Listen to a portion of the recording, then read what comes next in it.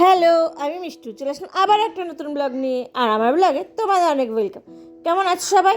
এর আগের দিনের ব্লগে যারা দেখেছো তারা তো অবশ্যই জানো যে আমি তোমাদেরকে বলেছিলাম যে আমরা বেরিয়ে পড়েছি ধূপগুড়ির জন্য।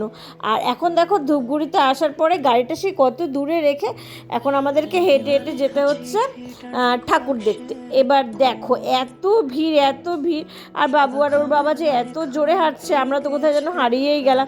এত সুন্দর লাইটিং ছিল ধূপগুড়ির, কি বলবো, সত্যি সত্যি খুব ভালো। যাই হোক, মানে আশাটা সার্থক।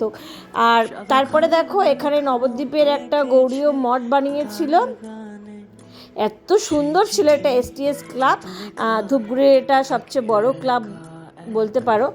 আর দেখো এত এত ভিড়, কিন্তু আমি তাও চেষ্টা করে গেছি তোমাদের সঙ্গে ব্লগটা শেয়ার করার।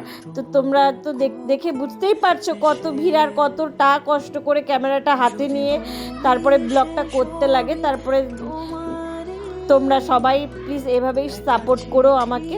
তো আজকে তো যেহেতু মঙ্গলবার, তোমরা তো জানোই আমরা ভেজ খাই, তাই আমরা এখন আইসক্রিম খাচ্ছি। আর এই যে পাখিকে নিয়ে আসতে পারিনি, তাই ওর জন্য এই খেলনাটা আর বাবুর জন্য এই হাতিটা নেওয়া হয়েছে।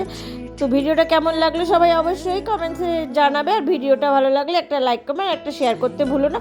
নেক্সট ব্লগে আবার দেখা হবে, ততক্ষণের জন্য টাটা।